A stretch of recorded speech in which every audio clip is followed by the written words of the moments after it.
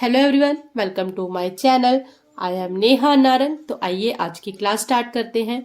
आज जो है एनटी यूजीसी नेट म्यूजिक का पेपर सोल्व करने जा रहे हैं। ये पेपर जो है 25 नवंबर 2021 में हुआ था। पार्ट थर्ड है। फर्स्ट और सेकंड मैं करवा चुकी हूँ, जिसका लिंक जो है आपको डिस्क्रिप्शन बॉक्स में मिल जाएगा। और क्वेश्चन नंबर 51 से लेकर के 75 तक है और 1 से लेकर के 50 क्वेश्चन तक मैं आपको सोल्व करवा चुकी हूँ। ये आपका थर्ड पार्ट है।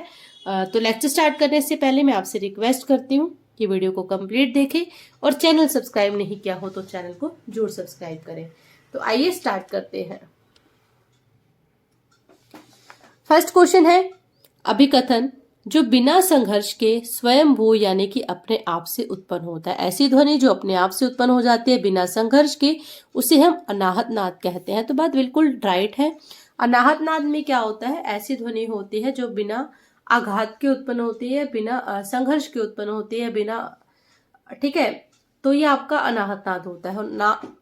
आहत नाद क्या होता है? जो आपके दो वस्तु के टकराने से उत्पन्न होता है, दो वस्तु के रगड़ से उत्पन्न होता है।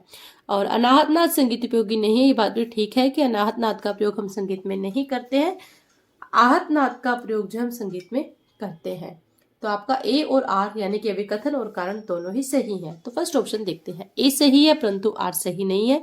तो आर तो सही है, तो इस कारण से फर्स्ट ऑप्शन रॉन्ग।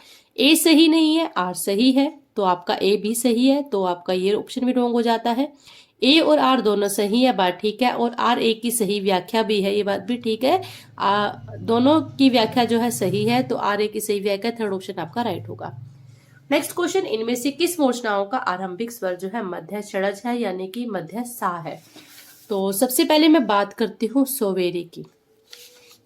ठीक है। सोवेरी में जो आपकी मूर्छना शुरू होती है, ये होती है आपकी म स्वर से शुरू होती है। ठीक है, तो फर्स्ट ऑप्शन आपका रॉन्ग हो गया वैसे भी। और सोवेरी की बात करूँ, ये आपकी मध्यम ग्राम की मूर्छना है। नेक्स्ट बात करते हैं शुद्ध मध्य की। तो शुद्ध मध्य जो है आपकी सा स्वर से आरंभ होती है।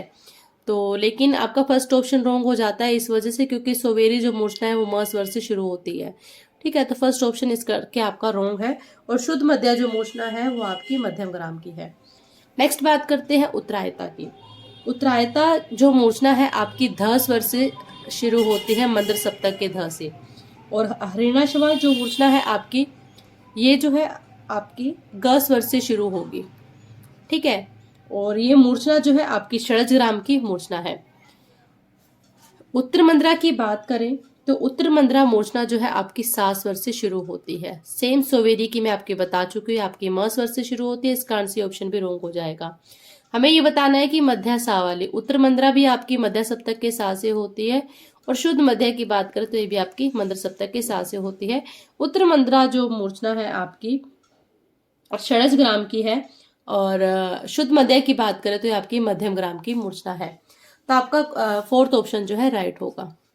नेक्स्ट है कि षडज और मध्यम ग्राम के शुद्ध स्वरों से कुल कितनी मूर्छनाएं बनती हैं? तो देखो, षडज और मध्यम ग्राम में आपके जो स्वर है 7 शुद्ध स्वर है। तो 1 ग्राम से आपकी 7 मूर्छनाएं बनेंगी और षडज और मध्यम ग्राम के दोनों मिला देंगे तो 7 + 7 आपकी टोटल 14 मूर्छनाएं जो हमारे सामने आ जाएंगी। तो आप डी ऑप्शन यानी कि घ ऑप्शन देख रहे हो, आपका राइट है 14। नेक्स्ट है कि मध्यम ग्राम में धैवत स्वर की जो है कितनी श्रुतियां मानी गई हैं? 1, 2, 3 या फिर 4? तो इसका राइट आंसर जो है वो 4 होगा। ठीक है, कैसे? मध्यम ग्राम में धैवत स्वर की श्रुतियां आपकी 4 कैसे हुई?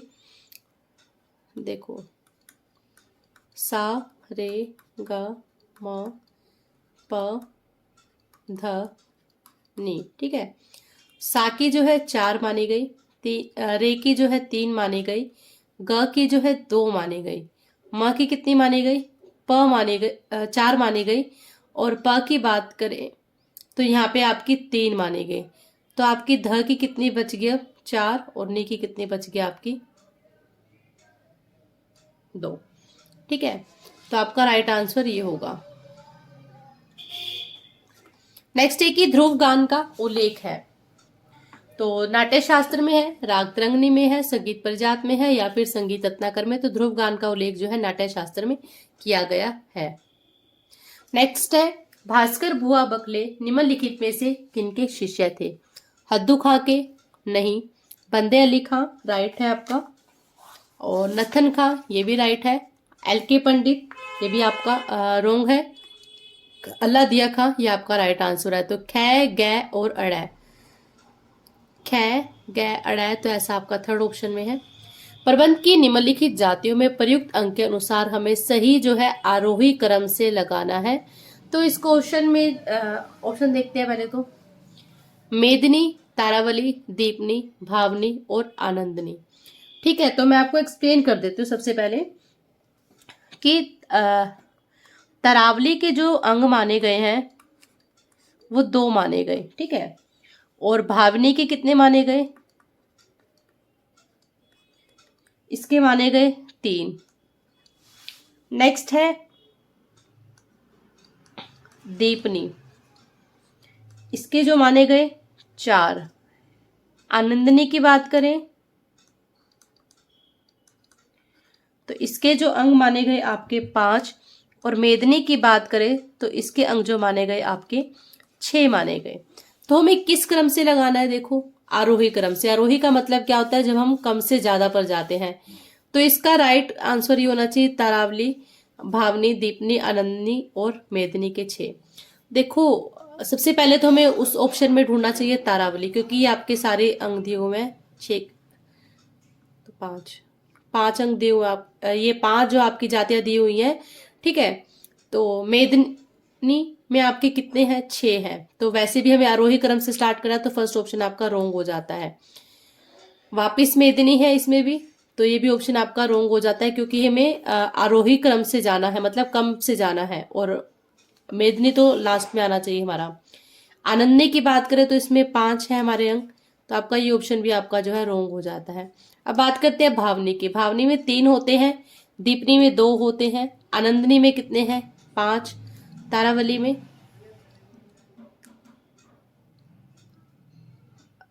दीपनी में आपके 4 है,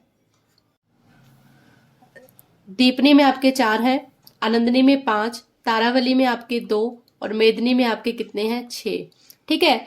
और नेट ने इसका आंसर जो है ये राइट माना है, जबकि राइट आंसर ये होना चाहिए तारावली आपका जो है पहले आएगी जाति, फिर भावनी, फिर दीपनी, फिर आनंदनी, फिर मेदिनी, ठीक है। तो आपका ये राइट आंसर होगा, जो कि ये क्वेश्चन आप इसको करेक्ट कर लें, ठीक है। नेक्स्ट है कि निम्नलिखित रागों को उनके गायन समय के अनुसार हमें रात्रि से सुबह तक के सही क्रम में लगाना है। तो बिहाग राग की बात करें तो ये आपका राग रात को गाया जाता है, बिल्कुल ठीक है। रात्रि से ही शुरुआत करनी है, हमें सुबह तक जाना है। बागेश्वरी राग रात के दूसरे पहर में गाया जाता है, ये भी आपका रात्रि का ही है। ललित राग की बात करें तो ये आपका रात्रि के चौथे पहर में गाया जाता है, ये भी ठीक है आपका। और बिलास खान ने तोड़ी जो राग है आपका सुबह के यानी कि दिन के दूसरे पहर में गाया जाने वाला राग है, दिन के दूसरे पहर में। तो आपका फर्स्ट ऑप्शन ही राइट है, ठीक है। ये सीक्वेंस यही है फर्स्ट जो आपका, तो केवल क्या ऑप्शन ही आपका राइट है। नेक्स्ट है निम्नलिखित में से सादिक अली खां की कृति कौन सी है। किताबें नोरस, मुरली प्रकाश, नगमाते आसफी, सरमाए इसरत। तो आपका ग ऑप्शन जो है राइट है। रजा खानी गत के संबंध में कौन सा कथन जो है सही है। इसके वादन के बाद झाला बजाया जाता है, बिल्कुल राइट है।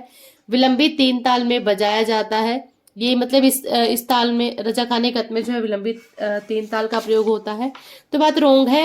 मतलब कि मस्जिद खानी गत में इसका विलंबित 3 ताल में प्रयोग होता है। इसके बोल निश्चित नहीं है, तो बिल्कुल राइट। मस्जिद खानी गत की बात की जाए तो उसके बोल निश्चित होते हैं और इसके बोल निश्चित नहीं है। और नेक्स्ट बात करें कि इसमें मध्य और द्रुत, मध्य व द्रुत मतलब 3 ताल में बजाया जाता है, तो 3 ताल और बजाई जाती है, इसमें बात ठीक है।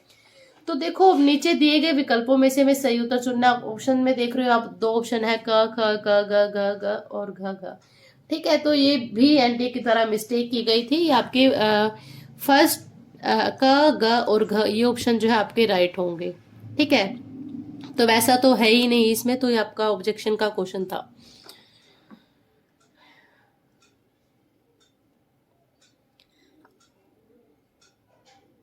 नेक्स्ट है सूची दी हुई है, हमें इसका मिलान करना है। तो ओमकार नाथ ठाकुर ने जो है कौन सा ग्रंथ लिखा, तो इन्होंने जो है संगीतांजलि लिखा था, थर्ड, ठीक है। विनायक राव पटवर्धन की बात करें तो इन्होंने जो है राग विज्ञान लिखा, फोर्थ ऑप्शन है आपका। विष्णु दिगंबर पुरस्कर ने संगीत बाल बोध और विष्णु नारायण भातखंडे ने जो है श्री मलक्ष्य संगीत, तो थर्ड, तो इसमें आपका फोर्थ ऑप्शन जो है राइट होगा, ठीक है। नेक्स्ट है फिर से सूची 1 दी हुई है, सूची 1 को 2 से मिलाना है। तो सेम इन्होंने भी ग्रंथ लिखे। रामा मात्या ने कौन सा ग्रंथ लिखा? स्वरमेल कला निधि। नान्यादेव ने भरत भाष्यम। श्रीकांत ने बात करें तो क्या लिखा? रस कौमुदी। और महाराणा कुंभा ने जो है कौन सा लिखा? संगीत राज।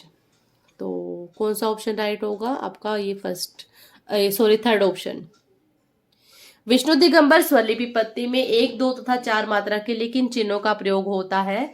तो मैं आपको क्लियर कर दूं, 1 मात्रा के लिए जिस चिन्ह का हम प्रयोग करते हैं वो चिन्ह है आपका ये वाला ग ऑप्शन जो आप देख रहे हो, ठीक है। और 2 मात्रा के लिए जिस चिन्ह का प्रयोग किया जाता है वो आपका ये वाला चिन्ह। और 4 मात्रा की बात की जाए तो आपका ये वाला चिन्ह है, ठीक है। 1 के लिए जिस चिन्ह का हम प्रयोग करते हैं डैश इस टाइप से। और 2 की बात की जाए 2 मात्रा के लिए तो इस तरीके से। और 4 मात्रा के लिए बात की जाए तो इस तरीके से, ठीक है। तो हमारा कौन सा ऑप्शन राइट होना चाहिए? कै, गै और घै।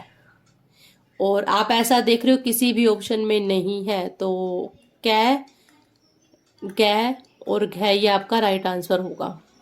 नेक्स्ट है हाफिज अली खान निम्नलिखित में से किस वाद्य यंत्र से संयोजित है, जुड़े हुए हैं? सरंगी, सरोद, सितार या फिर सुर बहार। तो इसका राइट आंसर है सरोद। नेक्स्ट है कि निम्नलिखित ग्रंथों को उनके कालानुसार क्रम में व्यवस्थित करना है। मतलब किस काल में लिखा गया उसको एक क्रम से लगाना है। तो गीत गोविंद जो है आपका 12वीं शताब्दी में लिखा हुआ ग्रंथ है। राग तरंगिणी जो है आपका 14वीं शताब्दी में लिखा हुआ है। और तो इसी तरीके से आपका जो है फर्स्ट ऑप्शन राइट होगा, यही आपका सीक्वेंस में लिखे हुए हैं, ठीक है। निम्नलिखित में से कौन सा राग जो है संति प्रकाश राग नहीं है? संति प्रकाश राग रेधा कोमल वाले राग होते हैं। और भैरव है आपका संति प्रकाश राग, ठीक है। और मारवा भी और पूर्वी भी। और यमन जो है आपका नहीं है, तो संति प्रकाश राग नहीं बताना था, यह वाला ऑप्शन आपका राइट होगा। नेक्स्ट है निम्नलिखित में से किस ग्रंथ की रचना जो है विलायत हुसैन खान द्वारा की गई थी? अभिनव रागमाला, सहस्र, संगीत मंडल, संगीतज्ञों के संस्मरण। तो फोर्थ ऑप्शन घ ऑप्शन आपका राइट है। राग विभाग में मध्य को सा मानकर मंदर सप्तक के ध तक अवरोह करने से कौन से स्वर की प्राप्ति होगी? तो इसमें आपका थर्ड ऑप्शन राइट होगा। नेक्स्ट है सूची 1 को सूची 2 से मिलाना है। तो ताले दी हुई हैं, बतानी है कि इनकी कौन कौन सी मात्राएं हैं। तो बसंत ताल में आपकी 9 मात्राएं होती हैं। शिखर ताल में आपकी 17 मात्राएं होती हैं। फरोदस ताल की बात की जाए तो 14 मात्राएं होती हैं। और सवारी ताल की बात की जाए तो इसमें आपकी 16 मात्राएं होती हैं। तो आपका ऑप्शन राइट होगा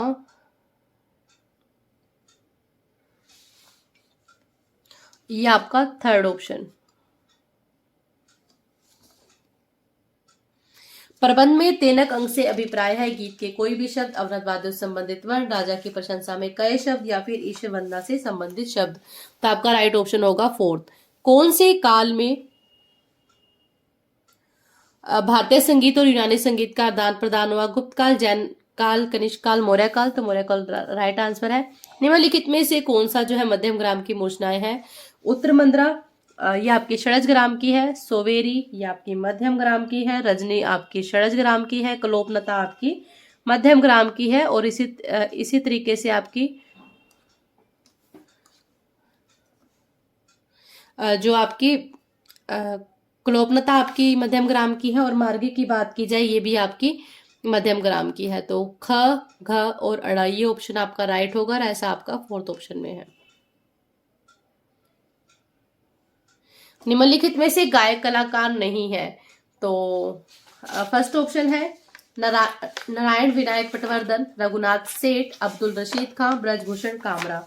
तो रघुनाथ सेठ और ब्रजभूषण कामरा इसका राइट आंसर है। तो आपका ख और घ ऑप्शन राइट होगा। संगीत रत्नाकर में वर्णित जाति लक्षण की कुल संख्या बतानी है। तो संगीत रत्नाकर में जाति लक्षण जो माने गए हैं 13 माने गए हैं। और भरत की बात करें तो उन्होंने 10 माने हैं। सारिका युक्त गज, अवनत और सुशील वाद्य यंत्रों के अनुसार कलाकारों का सही क्रम लगाना है। अरविंद पारेख, डी.के. दत्तार, महापुरुष मिश्र, रघुनाथ सेठ। तो फर्स्ट ऑप्शन जो है आपका राइट है। ये थे हमारे 25 क्वेश्चन जो आज हमने सोल्व किए। 75 तक सोल्व हो चुके हैं। आगे आने वाले वीडियो में 25 क्वेश्चन जो है आपको और सोल्व करवा दिए जाएंगे। तो thank you so much for watching my video and please subscribe my channel. आपको वीडियो कैसा लगा कमेंट करके जरूर बताइएगा। चैनल को जरूर सब्सक्राइब करें और कोई भी क्वेरी होती है देन आप कमेंट कर सकते हैं।